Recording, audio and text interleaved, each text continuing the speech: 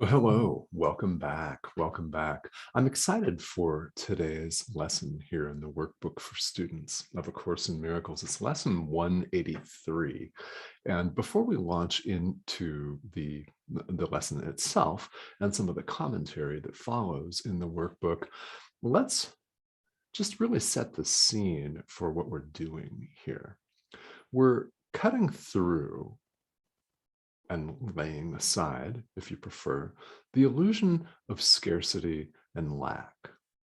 Now, I'm not referring specifically to financial scarcity and lack, or if you're single and you would love to be in an intimate relationship and you're seeking that, I'm not talking about that kind of lack. We're talking about lack and scarcity in more general terms.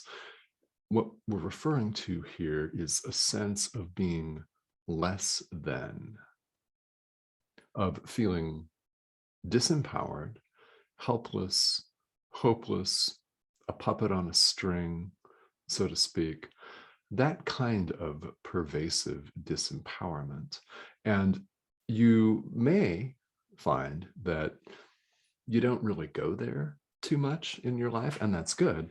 The reality is this is part of what's been ingrained in each and every one of us. This is part of our conditioning, is knowing your place, right? Respecting your superiors. Superiors? Anybody an entrepreneur out there? Asking for a friend. We're told to bow down, really, literally. We're told to be submissive, and any sense that we may come into this lifetime with of being one with God is squashed for most of us. It's squashed out of us. I used to have this sense when I was a kid, and I was raised, as some of you know, in two very different Christian fundamentalist churches. The first my parents left, the second I left at age 15.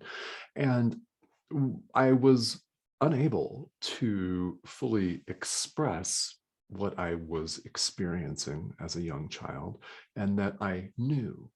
I just instinctively knew. You can call it holdover from past lifetimes, whatever you want to call it. And maybe you've had this experience yourself, but I knew and experienced all of our own magnificence because it's not mine. I don't own it. It's all of ours. It's shared. That was beaten out of me through multiple conversations. It really only took one for me to completely go underground with it. And we can't help it as kids. We can't help but be conditioned by our parents, by schools, by our peers, by society, the society that we live in, that we grow up in. We're not necessarily coming into this life with a sense of lack, but when we're just a few years old, we sure feel less than. Now, if you have been raised, as I have been, in a fundamentalist tradition, it doesn't have to be Christianity. Of course, any world religion, as we all know, is capable of fundamentalism. And by that, I mean thinking that their way is the only way and everyone else is condemned to a fiery hell. Right, Christianity is not the only major world religion that teaches this in some churches. So that is what I grew up with, and maybe you did too. A number of you watching, if you're watching here on Enlightened World Network, where I also teach, you've likely had this experience growing up in the West, in North America or Europe, Australia, New Zealand, of having this feeling of being less than on a deep level. So in order to go to town on this one and counteract this one, we have lesson 183. I call upon God's name, and on my own, I call upon God's name and on my own. The verbal math says they're the same, and indeed they are. So if you do nothing else, allow that to sink in. I call upon God's name and on my own.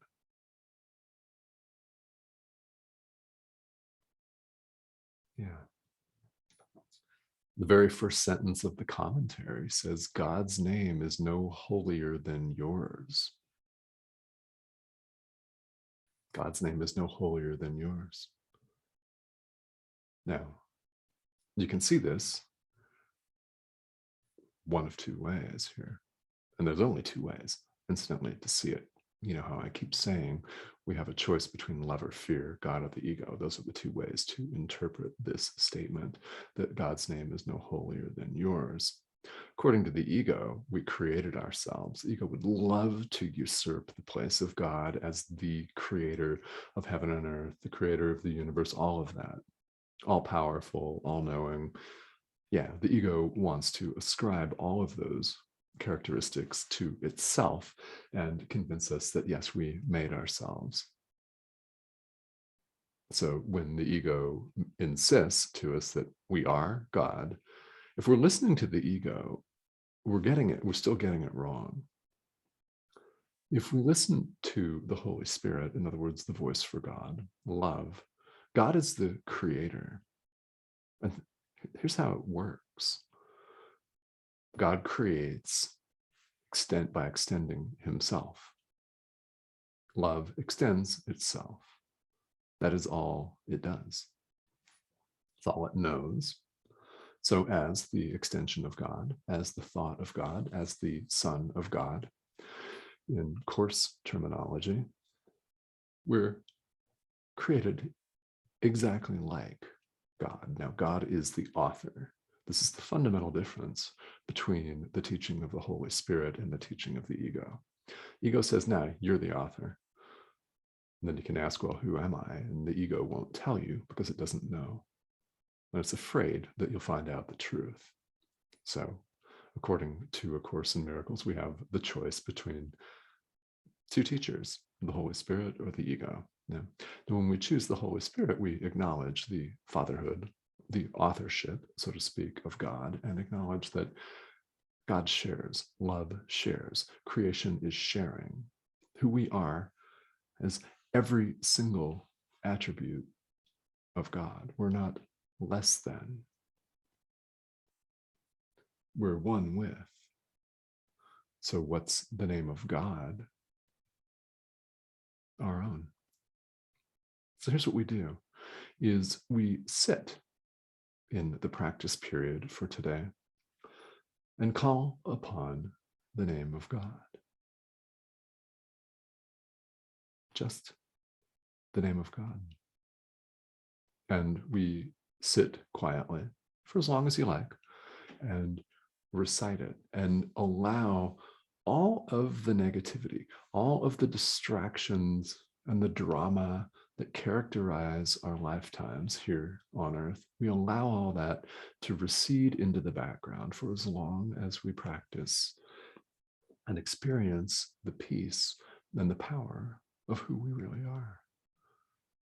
When we say that we're one with God, that is literally the truth.